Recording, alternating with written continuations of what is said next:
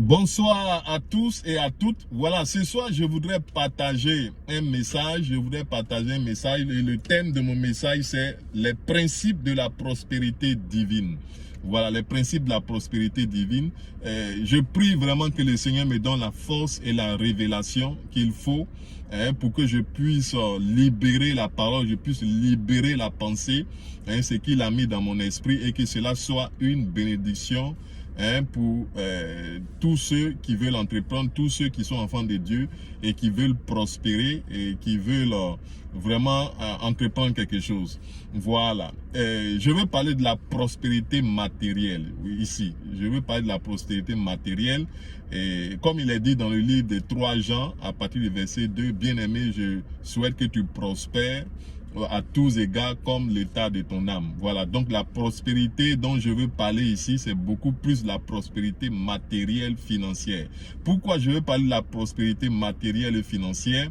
C'est parce que on se rend compte que dans l'église de Jésus-Christ, surtout dans les églises évangéliques, le problème financier est vraiment très criard. Le problème financier est vraiment très colossal, de sorte que beaucoup se retrouvent dans les églises et du point de vue financier, il y a problème. Et même, ça amène même l'église à ne pas pouvoir vraiment s'épanouir au niveau des évangélisations, au niveau des croisades, parce que, bon, par exemple, pour faire des croisades, pour faire des évangélisations, il faut des moyens financiers pour pouvoir prendre soin des veuves, des orphelins, pour pouvoir prendre soin de ceux qui ont des besoins. Il faut des moyens financiers. Donc c'est pour cela que je veux parler de la prospérité au niveau financier. Ok, voilà. Donc nous allons lire notre premier passage dans le livre de 2 Rois. Voilà, 2 Rois, chapitre 4. Voilà pourquoi pourquoi je voudrais parler de la prospérité. Comme je l'ai dit, c'est pour vraiment amener les enfants de Dieu à pouvoir entreprendre. Voilà, il faut entreprendre parce que personnellement, je pense que pour pouvoir être riche, pour pouvoir prospérer, il faut entreprendre une activité lucrative. Il faut entreprendre quelque chose pour gagner. Et principalement, entreprendre quelque chose en vendant un article, en vendant des objets pour pouvoir gagner. Voilà, donc nous allons prendre un passage dans la Bible qui illustre bien que Dieu est d'accord. Dieu veut que nous entreprenons quelque chose, nous entreprenons une activité lucrative. Ok, nous allons prendre notre livre dans le livre de 2 Rois, chapitre 4. Ok, je vais trouver rapidement 2 Rois. Chapitre 4 à partir du verset 2 Rois chapitre 4 à partir du premier verset. Il s'agit ici du miracle du prophète Élisée, de l'huile de la veuve.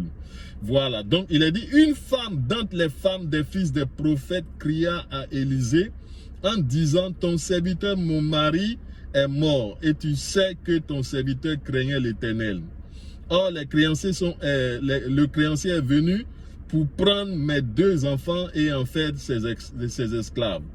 Élisée lui dit, que puis-je faire pour toi? Dis-moi, qu'as-tu à la maison?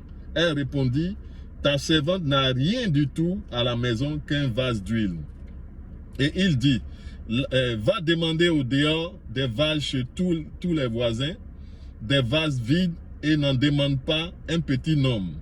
Quand tu seras rentré, tu fermeras la porte sur toi et sur tes enfants. Tu verseras tout et tu verseras dans tous ces vases et tu mettras de côté ceux qui seront pleins. Alors elle le quitta, elle ferma la porte sur elle et sur ses enfants. Il lui présentait les vases et elle les versait. Lorsque les vases furent pleins, elle dit à son fils, présente-moi encore un vase. Mais il lui répondit, il n'y a plus de vase. Et l'huile s'arrêta. Elle alla le rapporter à l'homme de Dieu et il dit, va vendre l'huile et paie ta dette et tu vivras toi et tes fils de ce qui restera. Voilà, donc ici, vous voyez, va vendre l'huile.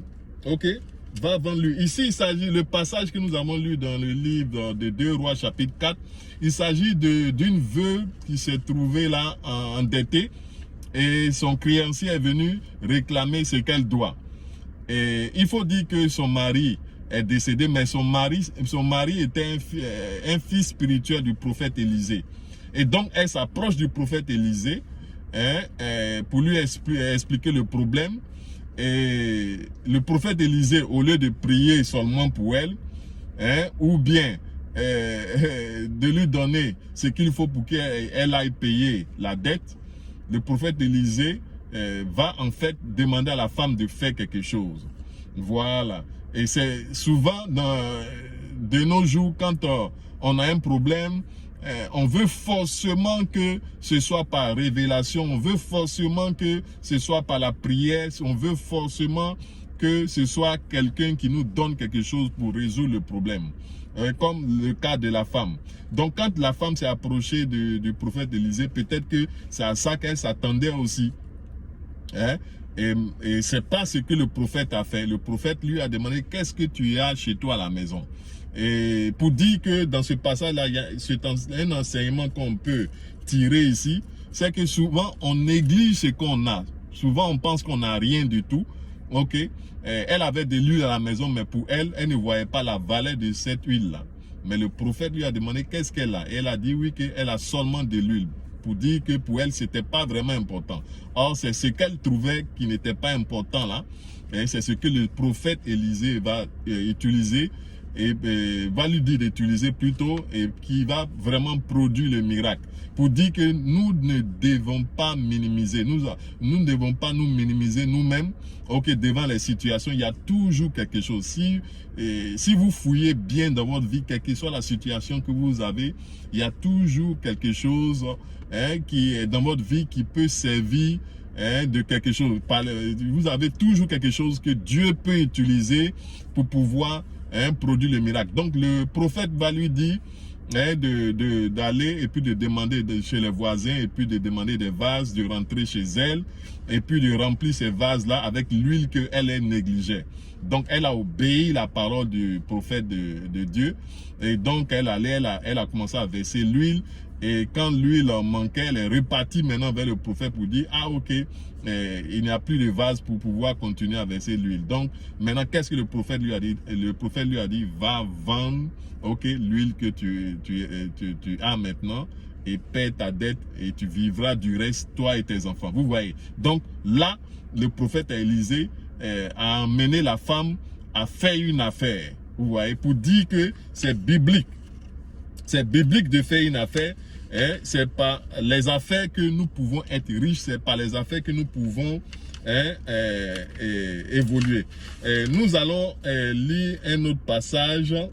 Ok, nous allons lire un autre passage dans la Bible. Puisque nous parlons de la prospérité, voilà, puisque nous parlons de la prospérité, je veux vraiment parler de certains.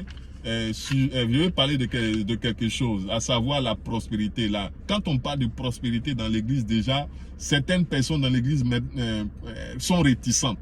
Voilà, parce que se disent, ah, mais voilà, être riche, ce n'est pas biblique. D'autres même utilisent des versets bibliques pour dire que être riche, ce n'est pas de Dieu, et que quand on est riche, on peut facilement s'égarer. Et que c'est quand on est pauvre qu'on se rapproche plus de Dieu. Mais moi, c'est ce que je veux dire. La Bible ne peut pas se contredire. Si être riche là, Dieu est contre la richesse. Si Dieu est contre la richesse, le même Dieu ne peut pas dire il faut donner l'argent aux pauvres. Parce que si, par exemple, c'est la richesse qui doit rapprocher les hommes de Dieu, et que le même Dieu nous dit de donner de l'argent aux pauvres, ça veut dire que nous empêchons ces pauvres-là de pouvoir s'approcher de Dieu, puisque on trouve que l'argent est diabolique. Voilà, donc l'argent n'est pas diabolique. L'argent, c'est vrai, ne répond pas à tout, mais je vais dire que l'argent répond à beaucoup de choses. Voilà, quand il y a l'argent, on n'aura pas de problème pour aller faire des évangélisations. Quand il y a l'argent, vous pourrez payer vos factures. Si vous n'avez pas vous-même de l'argent, comment vous pouvez aider les autres? Voilà, vous ne pouvez pas aider quelqu'un si vous n'avez pas vous-même de l'argent pour vous d'abord, ok, et puis aider les autres. Donc pour dire que c'est biblique d'être riche. Voilà, la preuve, Abraham aussi, Abraham dans le livre de la Genèse chapitre 13, il est dit que Abraham était très riche. Il n'était pas seulement riche, il était très riche, mais il n'était pas seulement, enfin il était très riche. Et la Bible a précisé en quoi il était riche. Il était riche en troupeaux, en argent. Donc la Bible a pris le temps de préciser en quoi Abraham était très riche. Parce que certains peuvent venir encore pour dire que non, la richesse d'Abraham était spirituelle. Or, dans ce passage de Genèse chapitre 13, verset 2, je crois, la Bible a clairement mentionné que Abraham était très riche en troupeaux, en argent. Les troupeaux, l'argent, c'est du matériel, ce n'est pas des choses physiques. Spirituelles.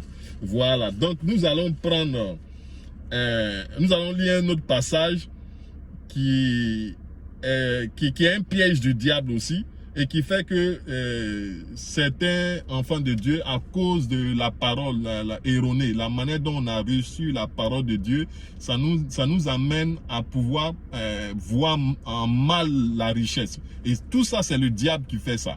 Le diable met ses pensées, des pensées erronées, en utilisant même la parole de Dieu, de sorte à faire croire aux enfants de Dieu que être riche là, c'est pour ceux qui ne connaissent pas Dieu, et que non, moi je ne veux pas être riche. Ou bien, il y a un passage que certains prennent pour dire que Dieu va transférer la richesse des méchants, de ceux qui ne connaissent pas Dieu, vers ceux qui connaissent Dieu. Mais il faut savoir que notre Dieu est un Dieu de sagesse. Il ne peut pas prendre, c'est pas parce que quelqu'un ne connaît pas Dieu, ok, quelqu'un qui ne connaît pas Dieu, mais qui sait comment manipuler l'argent, et Dieu, parce que lui, il ne connaît pas Dieu, Dieu va prendre l'argent de cette personne-là, et puis transférer ça à ceux qui connaissent le Seigneur. Non, Dieu est un Dieu sage. Dieu ne peut pas faire ça, il ne peut pas aussi se contredire dans sa parole. Donc certains utilisent ce verset-là pour pouvoir donner aux gens de comprendre que voilà, il y aura un transfert de bénédiction des riches de ce monde vers les chrétiens. Voilà, je veux vraiment lever cet équivoque-là. On va lire la parole, on va lire dans la parole de Dieu. On va voir que ce verset-là a été mal compris. Voilà, donc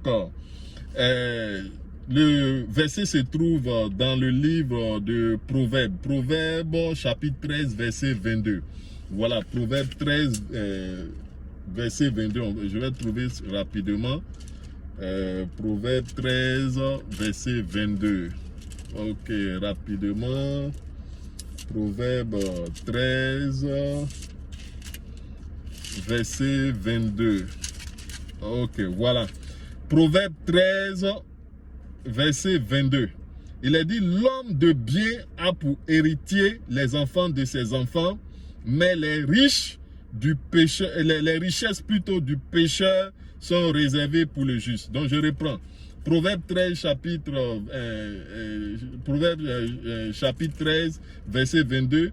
L'homme de bien a pour héritier les enfants de ses enfants, mais les richesses du pécheur sont réservées pour le juste. Voilà, c'est ce verset-là que utilisent certains chrétiens pour dire que Dieu va transférer les richesses du méchant, va transférer les richesses du pécheur ici, vers le juste. Voilà, et je pense personnellement que ce passage-là a été mal compris, et ce qui fait que les gens pensent que Dieu va faire cela parce que Dieu il est juste. Il ne peut pas se contredire dans sa parole. Voilà, donc l'autre passage que nous allons lire se trouve dans le livre de Matthieu chapitre 25. Voilà, Matthieu chapitre 25, donc je vais prendre rapidement Matthieu chapitre 25. On va voir pourquoi je dis que ce passage-là, que les gens prennent pour dire que Dieu va transférer la richesse des méchants aux justes, ça a été mal compris. Voilà, il faut qu'on lève cet équivoque-là pour qu'on comprenne que Dieu est un Dieu de sagesse. Voilà, il ne va pas prendre la richesse et donner à quelqu'un qui ne sait pas manipuler, qui n'a pas été fidèle dans les moindres. Voilà, dans les moindres choses. Voilà, Matthieu chapitre 25, à partir du verset 14. Je ne vais pas lire tout le verset, tout le chapitre et le verset. Je ne vais pas tout lire parce que ça va me prendre du temps. Mais je vais lire un peu. On dit, bon, donc il s'agit de la parabole des talents. Il est dit, il en sera comme d'un homme qui, partant pour un voyage, appela ses serviteurs et leur remit ses biens. Il donna 5 talents à l'un, 2 à l'autre, et au troisième à chacun selon sa capacité, et il partit. Voilà. Aussitôt celui qui avait reçu les 5 talents s'en alla, les fit valoir, et il gagna 5 autres talents. De même, celui qui avait reçu les 2 talents en gagna 2 autres. Voilà. Celui qui en avait reçu qu'un alla faire un creux dans la terre et cacha l'argent de son maître. Longtemps après, le maître de ses serviteurs revint et leur fit rendre compte. Voilà. Au verset 20, il est dit, celui qui avait reçu les 5 talents s'approcha en apportant 5 autres talents et il dit, Seigneur, tu m'as remis 5 talents, voici j'en ai gagné 5 autres. Son maître lui dit, c'est bien, bon et fidèle serviteur, tu as été fidèle en peu de choses, je te confierai beaucoup. Entre dans la joie de ton maître. Bon, je ne vais pas tout lire, je vais descendre jusqu'au verset 24. Voilà, il est dit, celui qui n'avait reçu qu'un talent s'approcha ensuite et il dit, Seigneur, je savais que tu es un homme dur qui moissonne où tu n'as pas sémé et qui amasse où tu n'as pas vanné. J'ai eu peur et je suis allé cacher ton talent dans la terre. Voici, prends ce qui est à toi. Son maître lui répondit, serviteur méchant et paresseux, tu savais que je moissonne où je n'ai pas sémé et que j'amasse où je n'ai pas vanné. Il te fallait donc remettre mon talent au banquier et à mon retour, j'aurais retiré ce qui est à moi avec intérêt. Et au verset 28, il est dit, ôtez-lui donc le talent et donnez-le à celui qui a les 10 talents. Vous voyez là. Donc, car on donnera à celui qui a et il sera dans l'abondance, mais à celui qui n'a pas, on notera même ce qu'il a. Donc, vous voyez. Donc, ce verset-là, quand on lit ce verset-là, il s'agit quoi ici? Ce verset, ça c'est en fait Jésus-Christ qui était au niveau de la montagne des Oliviers et il explique, et dans ce verset-là, il explique un peu cette parabole du talent où un serviteur, il remet de l'argent comment on appelle ça même, à ceux qui travaillent pour lui.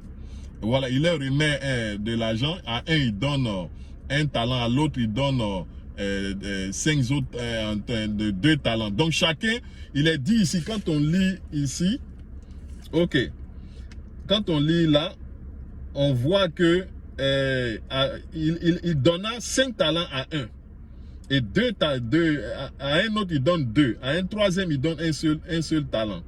Donc, il donne des talents ici. Les talents, c'est en fait c'est de l'argent. Il faut comprendre que le talent ici, c'est de l'argent. Donc, il donne de l'argent à ses serviteurs et il part. Et à son retour, il demande de rendre compte. Donc là, c'est l'image. Dans ce passage, il faut comprendre que c'est l'image de Dieu ici. Dieu nous donne de voir comment il fonctionne ici. Vous voyez. Donc, il a donné des talents à chacun. Mais on se rend compte que celui qui a reçu le moins de talents, c'est celui-là même qui n'a rien foutu. Mais on se rend compte que si vous fouillez dans la vie, dans la vie courante, vous allez voir bizarrement, on se rend compte que ceux qui ont peu aussi, c'est ceux qui font peu aussi. Et là, c'est un piège. Et je veux vraiment que par ce passage-là, on retienne cette révélation-là pour dire que si tu penses que tu as peu, tu ne vas jamais te lever pour faire quoi que ce soit parce que tu vas pas trouver utile comme ce serviteur-là de multiplier le talent que tu as. Pour dire que à chacun de nous, Dieu a donné un talent et que Dieu attend à ce qu'on multiplie ce talent-là. Voilà, donc je disais que on se rend compte que celui qui a reçu le moins de talent, c'est celui-là qui n'a rien foutu, qui allait cacher le talent qu'il a reçu. Et celui qui a reçu plus de talent, la Bible dit qu'il a multiplié ce talent-là par 5. Donc il a eu 5 autres talents encore. Vous voyez? Et dans ce passage-là, il est clairement dit que, à la fin, il est dit, celui qui n'a rien foutu, on lui a dit, ôtez-lui donc le talent et donnez à celui qui a les 10 talents. Vous voyez là. Mais celui qui avait un seul talent, qui n'a rien fait, qu'est-ce que le maître a dit? Il a dit, serviteur méchant et paresseux. Vous voyez. Donc, le passage de Proverbe que nous avons lu, où il est dit, certains prennent ce passage-là pour dire que Dieu va transférer la richesse des méchants. Ici, le méchant, en fait, c'est ce serviteur-là. Voilà, il faut comprendre que c'est le serviteur. Et ce serviteur-là, il travaillait pour le Seigneur. Ce n'était pas quelqu'un qui ne travaillait pas pour le Seigneur. Donc, pour dire que Dieu ne va pas prendre la richesse d'un païen qui a acquis sa richesse et puis comme ça, venir donner aux chrétiens. Non.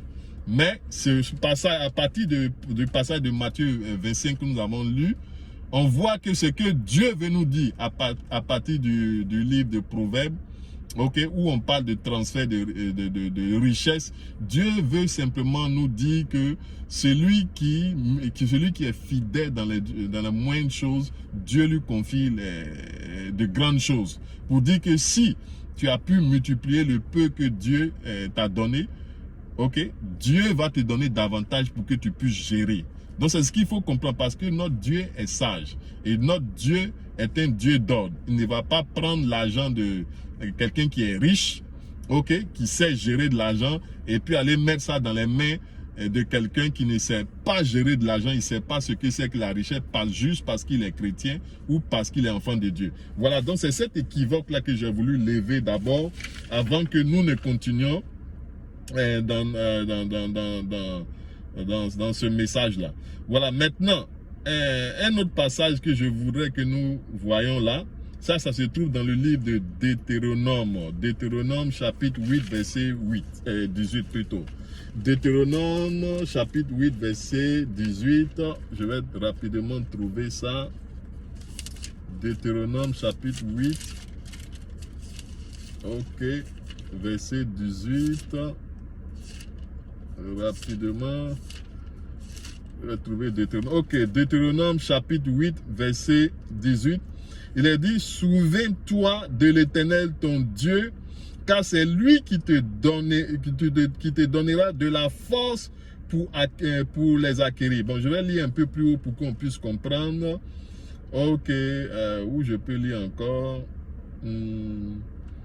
Voilà, au verset 13, il dit, lorsque tu verras multiplier ton gros et ton menu bétail, s'augmenter ton argent et ton or, et s'accroître tout ce qui est à toi, prends garde que ton cœur ne s'enfle et que tu n'oublies l'Éternel ton Dieu, qui t'a fait sortir du pays d'Égypte, de la maison de servitude, qui t'a fait marcher dans ce grand et affreux désert, où il y a des serpents brûlants et des scorpions, dans les lieux arides et sans eau, et qui a fait jaillir pour toi de l'eau du rocher le plus dur, qui t'a fait manger dans le désert la manne inconnue à tes pères, afin de t'humilier et de t'éprouver pour te faire ensuite du bien.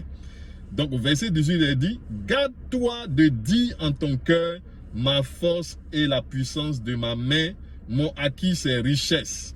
Donc au verset 18, maintenant il est dit, souviens-toi de l'Éternel ton Dieu, car c'est lui qui te donnera de la force pour les acquérir. Là, ici, il parle des richesses. Voilà, des acquérir, afin de confirmer, comme il le fait aujourd'hui, son alliance qu'il a jurée à tes pères. Donc, dans ce verset-là, de Deutéronome chapitre 8, verset 18, le peuple d'Israël a quitté l'Égypte et ils étaient en partance pour la terre promise. Et Dieu leur donne des instructions. Et dans ces instructions-là, Dieu leur dit de se souvenir de ce qu'il a fait pour eux, de la richesse aussi qu'il leur a donné, mais et de ce qu'il va faire avec eux. de ce qu'il va faire avec eux et ce qu'il a déjà fait avec eux. Et dans ce qu'il a fait avec eux, le peuple d'Israël a acquis des richesses. Mais Dieu leur dit que c'est lui qui va leur donner la force pour acquérir la richesse. Dieu n'a pas dit qu'il va leur donner la richesse. Voilà, c'est différent. Et c'est ce que, en tant qu'enfant de Dieu, c'est le piège que le diable nous donne de croire que voilà, il faut s'asseoir et puis Dieu va ouvrir les portes. C'est vrai qu'il faut prier le Seigneur, c'est vrai que Dieu fait des miracles, c'est vrai que nous devons jeûner aussi, mais le problème c'est que pourquoi il y a ce problème de, comment on appelle ça, de pauvreté dans l'église, c'est parce que le côté où l'église doit se lever et entreprendre quelque chose en tant qu'enfant de Dieu, se lever, entreprendre quelque chose, le diable en fait a voilé nos pensées, ou bien le diable nous a fait croire que on doit baigner tout le temps dans les miracles. Dieu fait des miracles, mais les miracles c'est pas tous les jours. Voilà, il faut comprendre cela. Le peuple d'Israël a mangé la manne, c'est pas tous les jours qu'ils mangeaient, ils ont mangé la manne. Dieu fait des miracles, il faut comprendre qu'on est encore sur la terre, on n'est pas encore au ciel, et que nous sommes des hommes, et qu'il y a les réalités de la terre. Donc il faut comprendre ici, c'est ce que ce verset-là veut dire. Dieu n'a pas dit qu'il va aller déposer la richesse dans la main du peuple d'Israël. Il a dit qu'il va leur donner la force pour acquérir ces richesses. Donc donner la force, ça veut dire qu'ils doivent entreprendre quelque chose. Il y a des choses qu'ils doivent faire. Voilà, pour pouvoir avoir ces richesses. Et donc comme moi je disais, personnellement, je crois que pour être riche, il faut entreprendre quelque chose. Il faut décider pour entreprendre quelque chose. Si tu décides d'entreprendre quelque chose, laisse-toi diriger par Dieu. Ok, la Bible dit dans le livre de la Genèse qu'au commencement, Dieu créa les cieux et la terre. Ok, si Dieu, dès le commencement, lorsqu'on lit la Bible, Dieu rentre en scène avec les hommes. Et quand Dieu rentre en scène avec les hommes à travers la Bible, il dit au commencement Dieu créa. Donc la première identité de Dieu, la première chose que Dieu nous donne de savoir qu'il est un créateur. Or la même parole de Dieu nous dit que Dieu nous a créés à son image. La Bible, dans le livre de la Genèse, il est dit que Dieu créa la créature, il va créer après aussi, il va créer aussi après la créature, il va créer aussi les eaux, il va créer toutes ces choses-là. Mais quand Dieu va créer l'homme, Dieu ne va pas procéder comme il a fait pour la création, comme il a fait pour la création. Voilà, par exemple, quand il devait créer, par exemple, les eaux, il dit que les eaux soient, que ceci soit. Quand il devait créer les animaux qui sont, par exemple, la créature, il a dit, par exemple, que les eaux produisent, par exemple, tel animal, vous voyez. Mais quand il s'agissait de créer l'homme, la Bible dit que Dieu dit, créons l'homme à notre image. Vous voyez, Dieu va communiquer avec lui-même. Donc ici, Dieu nous montre que il nous a créés à son image. Or, au commencement, il nous donne de voir que lui, Dieu, il est un créateur. Pour dire que si Dieu nous a créés à son image, ça veut dire que nous-mêmes, là, nous sommes des créateurs. Dieu a mis en chacun de nous sa créature, et la capacité plutôt de créer. Vous voyez, parce qu'on a une image de Dieu. Donc, on a quelque chose de Dieu. Vous voyez, pour dire que il ne faut pas te négliger en tant qu'enfant de Dieu. Tu as une valeur devant Dieu. Voilà, il ne faut pas laisser le diable, il ne faut pas laisser les hommes, il ne faut pas laisser les réalités que tu vis t'amener à croire que tu es un bon pour rien, un bon à rien plutôt, et que tu n'es pas capable de faire quelque chose, ou bien tu ne connais personne, ou bien tu n'as pas de tonton, de tanti qui est dans tel milieu pour aller demander, ou bien pour pouvoir t'aider. Tu n'as pas besoin, mon frère, ma soeur, tu n'as pas besoin de tout ça. D'abord, tu es une créature de Dieu. Dieu t'a créé à son image pour dire que Dieu a mis en toi une capacité à créer.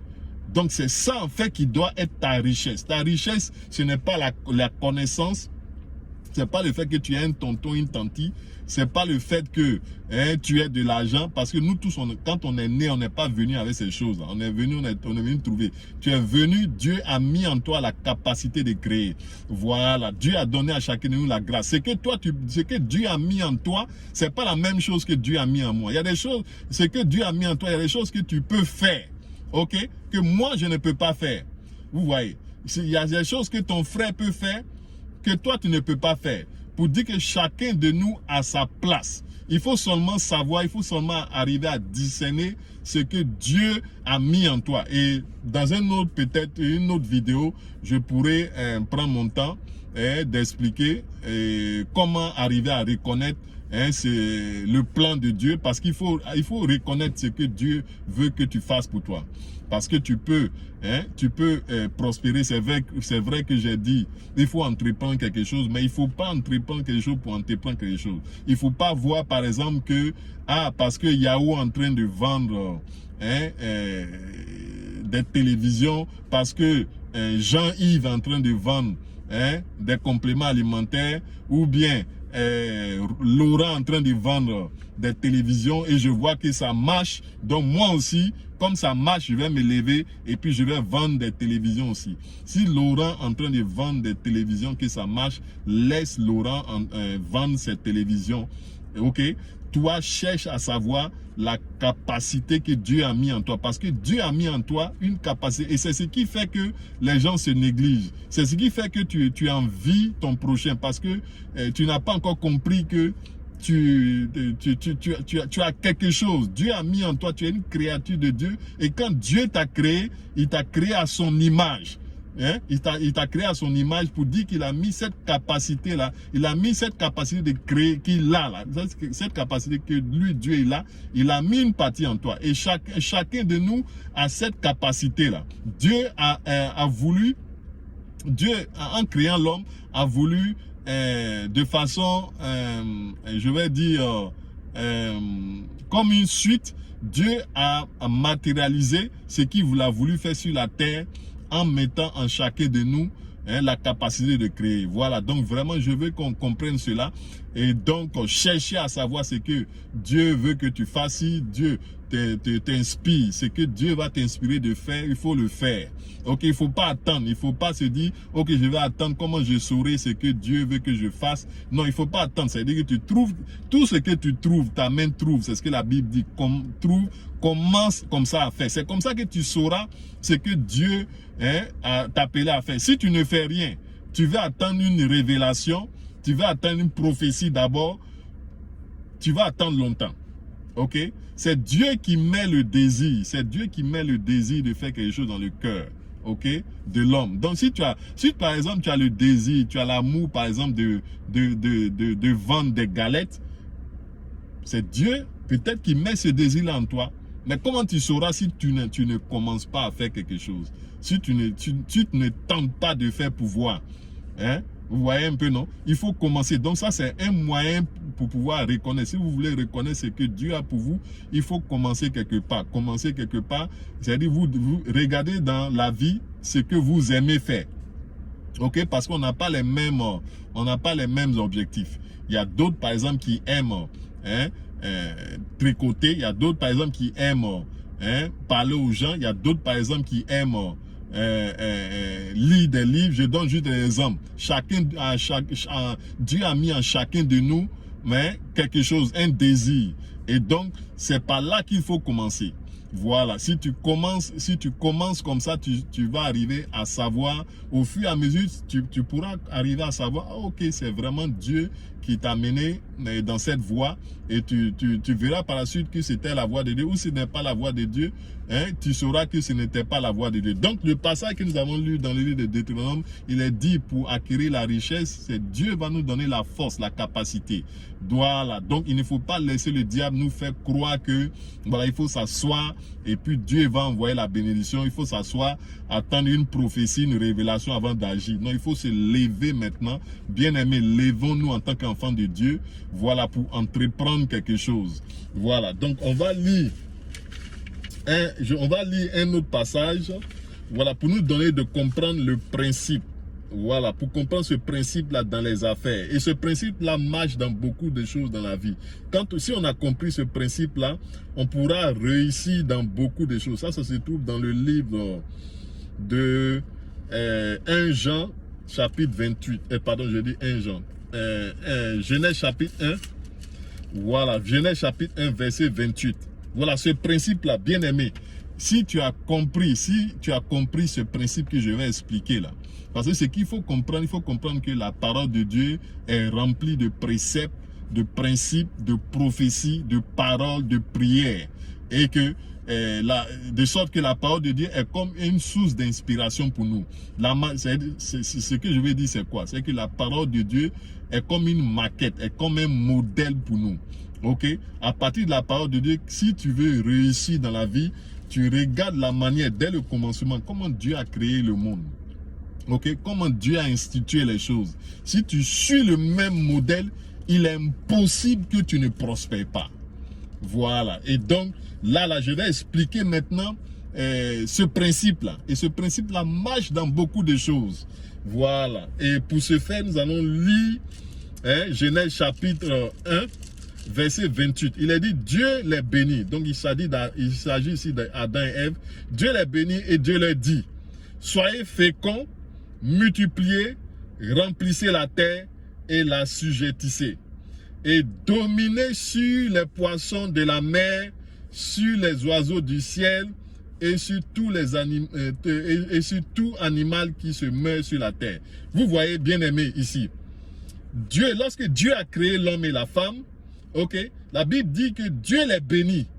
Et après les avoir bénis, il dit, soyez féconds, multipliez, remplissez. Donc, on va d'abord parler de soyez féconds. Vous voyez là. Donc, ici, quand la Bible dit soyez féconds, ça veut dire que Dieu, dès le départ, quand Dieu a béni Adam et Ève, après les avoir créés, il a dit soyez féconds. Ça veut dire que ce qui intéresse Dieu dès le départ, dans ta réussite, pour que tu puisses réussir, que ce soit dans les affaires, dans la vie courante, que si tu réussis dans le ministère et à tous égards, ce qui intéresse Dieu d'abord, ce passage a dit soyez féconds. Donc soyez féconds, c'est un état d'être. Vous voyez, c'est un état d'être. Il y a le verbe être ici, soyez féconds. Vous voyez, non? Donc c'est un état d'être. Donc ce qui intéresse Dieu d'abord, c'est que tu deviennes quelqu'un. Quelqu'un qui veut que celui qui veut que tu sois d'abord. Vous voyez? Donc il dit soyez féconds, multipliez. Ensuite il dit multipliez, remplissez. Donc il ne dit plus après soyez multipliés, soyez remplis. Non, mais Dieu dit maintenant après qu'il ait dit soyez féconds, qui est un état d'être. Maintenant il dit multiplier. Donc ça, ce sont des verbes d'action. Multiplier, assujettissez. Vous voyez là. Donc ce sont des verbes d'action. Donc là, il faut agir. Il faut faire. Donc vous voyez, Dieu parle deux fois là. Il dit assujettissez, soyez féconds. Donc c'est deux fois là. Vous voyez. Donc après qu'il Dieu ait donné une instruction à l'homme comment on appelle ça, d'assujettir et puis de remplir, c'est après cela que Dieu leur dit maintenant dominer. En anglais, il leur dit have dominion. Ok, en français on dit dominer. En anglais, il est plutôt la version anglaise, il dit dans la Bible, il dit have dominion, pour dire que avant que tu ne puisses avoir ce que Dieu a pour toi, ok, avant que tu ne puisses rentrer dans la bénédiction que Dieu a pour toi, avant que tu ne puisses rentrer dans la prospérité que Dieu a pour toi, avant que tu ne puisses entrer dans le ministère que Dieu a pour toi, avant que tu ne puisses vraiment opérer de façon efficace dans le ministère, tu puisses opérer de façon efficace dans l'affaire que Dieu a préparée pour toi, ce qui intéresse Dieu d'abord, c'est ton devenir. Dieu veut que tu sois d'abord transformé. Mais nous, malheureusement, en tant qu'humains, on veut dépasser ces étapes-là, on veut sauter ces étapes, on veut seulement que Dieu nous donne. Ok, Seigneur, donne-moi de l'argent. Seigneur, donne-moi ceci. Ou Seigneur, donne-moi de, par exemple, avoir un ministère, un grand ministère, ou bien donne-moi d'avoir telle chose, donne-moi d'avoir tant. Malheureusement, c'est pas comme ça que Dieu fonctionne. Dieu nous a donné une maquette dans ce passage-là. Il nous a donné un modèle là. Et dans ce modèle-là, il a dit d'abord, soyez féconds. Donc, soyez féconds, ça c'est un état d'être. Donc, pour dire que avant que tu puisses avoir ce que Dieu a réservé pour toi, ce qui intéresse Dieu d'abord, c'est que tu dois d'abord devenir la personne que Dieu veut que tu sois. Voilà, ça c'est le premier départ. Et comment devenir la personne que Dieu veut que tu sois? Par exemple, au niveau des affaires, tu dois commencer par t'éduquer. Tu dois faire des recherches. C'est-à-dire que tout ce qui tu peux faire des recherches, par exemple, sur les affaires, les hommes qui ont réussi dans les affaires, ok? Les hommes qui réussissent dans telle activité, tu fais des recherches et puis tu cherches à savoir qu'est-ce qu'ils ont fait pour réussir. Donc, et puis tu apprends de, soit s'il faut acheter des livres, pour apprendre cela, ok? Tu achètes, tu vas investir, ça va demander à ce que tu investisses. Donc je passe à la pratique là comme ça, c'est ce que je suis en train d'expliquer. Tu vas acheter des livres, tu peux même assister aux conférences, voilà, conférences qui vont payer des personnes. On peut te dire, voilà, il y a telle conférence par exemple pour comment on appelle ça, de développement personnel, comment savoir la richesse, comment évoluer, développer tel aspect de ta personnalité en toi, comment gérer de l'argent, comment gérer les choses, comment vendre par exemple les produits. Donc ça va nécessiter que tu puisses faire un effort dans ce sens-là. Voilà, parce qu'il faut que tu deviennes la personne que Dieu veut que tu deviennes d'abord. Ok? Voilà. Une fois que tu es devenu, pour devenir la personne que Dieu veut que tu deviennes, il faut que tu agisses. C'est là qu'on dit multiplier. J'ai parlé, quand la parole de Dieu dit multiplier, assujettir, c'est des actions là que tu dois mener. Vous voyez, c'est des actions là que tu dois mener. Tu dois faire. Une fois que tu as mené ces actions-là, maintenant, à la fin, c'est là que tu vas posséder. Dieu maintenant va te donner d'avoir ce que tu dois avoir. C'est-à-dire que ce que Dieu a réservé pour, puisque tu as été préparé, tu es devenu ce que Dieu veut que tu deviennes. Ok? Tu es devenu la personne que Dieu veut que tu deviennes et en faisant ce qu'il faut faire pour devenir la personne que Dieu veut que tu deviennes, alors tu auras ce que Dieu a réservé pour toi. Et c'est un principe de la vie. Tant que tu ne respectes pas ces principes-là, voilà, tu ne pourras pas évoluer, tu ne pourras pas prospérer dans la vie. Voilà, donc c'est ce principe-là que j'ai voulu partager avec nous pour comprendre que ce principe-là marche partout. Voilà. Quand on lit la parole de Dieu, on voit aussi que ce qu'il faut comprendre, ce qui intéresse Dieu, c'est notre caractère, ce qu'on veut, on va devenir. La Bible dit que Dieu veut que nous soyons, nous soyons comme Jésus-Christ, nous vivons comme Jésus-Christ. Le problème de Dieu, ce n'est pas Dieu pour nous donner ce dont on a besoin, c'est pas difficile pour Dieu. Ok? Mais ce qui intéresse Dieu d'abord, c'est notre devenir, c'est notre personne, notre caractère, c'est ce qui intéresse Dieu. Mais malheureusement, comme je dis, c'est que nous regardons, nous voulons, Seigneur, donne-moi, donne-moi, donne-moi. Alors que Dieu, non. Dieu dit, oui, je vais te donner, mais avant que je ne te donne là. Dès au commencement, c'est ce que j'ai dit à l'homme. J'ai dit à l'homme, ok, soyez fécond d'abord. On ne peut pas brûler les étapes. Il faut être fécond, soyez fécond. Donc, c'est un état d'être. Maintenant, assujettissez. Donc, il y a des actions que tu dois mener. Ok, assujettir, il y a des actions que tu dois mener. Maintenant, après avoir fait ces actions-là, exécuter ces actions-là, mais que tu es devenu ce que tu dois devenir, tu pourras avoir ce que tu dois avoir. Ce principe-là marche partout, que tu sois chrétien, que tu ne sois pas chrétien. Il faut comprendre cela, parce que c'est comme ça que Dieu a institué les choses. Voilà, il faut comprendre que c'est comme ça que Dieu a institué les choses. C'est pour cela que quand on voit des personnes comme Michael Jordan, on voit par exemple des personnes qui réussissent dans la vie, on les envie, ok? Mais on ne voit pas que ces personnes-là sont devenues, elles ont travaillé pour devenir des personnes qui doivent avoir la place qu'ils occupent. Vous voyez un peu? Donc, ce n'est pas des personnes qui sont levées un coup comme ça. Quand on prend par exemple Michael Jordan, quand il joue au basket, quand on le voit jouer au basket, on a l'impression que jouer au basket là c'est facile. Parce qu'il rend le jeu du basket très facile. Pourquoi Michael Jordan rend le jeu du basket très facile? C'est parce que d'abord, il a appris à devenir la personne qu'il doit devenir. Ok?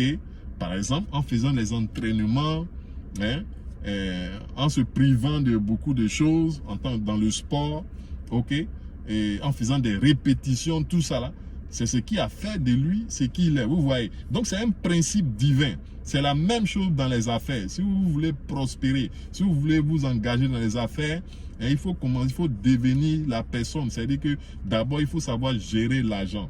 Il faut savoir aussi comment vendre. OK? Et tout ça, ça s'apprend. Voilà. Et donc, vraiment, c'est ce message-là que j'ai voulu apporter à chacun de nous, parce que c'est par là, c'est cette prospérité-là qui va nous amener, en tant qu'enfants de Dieu, à pouvoir relever le défi, d'être une bénédiction, OK, pour mon prochain, voilà, et puis être une bénédiction en donnant par exemple à l'église où je suis, ou en donnant aux églises, pas forcément l'église où je suis, de donner au corps de Christ, participer par exemple financièrement aux croisades, aux veillées, et aider les veuves et les orphelins parce que tu entreprends quelque chose, parce que tu excelles dans ce que tu fais. Voilà, donc c'est cela que j'ai voulu partager avec vous. Je vais signaler aussi que je vends un livre. Voilà, ce livre-là, le titre du livre, c'est « Pourquoi tant de méchants sont-ils riches, tandis que le peuple de Dieu est fauché ?» Voilà, ce livre est disponible à Abidjan. Voilà, ce livre-là est uniquement disponible à Abidjan et le prix, c'est 4000 francs CFA. Voilà, 4000 francs CFA. Si vous voulez avoir ce livre-là, vous pouvez me contacter au numéro WhatsApp suivant. Voilà, vous composez le numéro WhatsApp. +1, ça c'est l'indicatif aux États-Unis. Maintenant, vous composez les 727 768 31 44. Je reprends, le numéro c'est +1.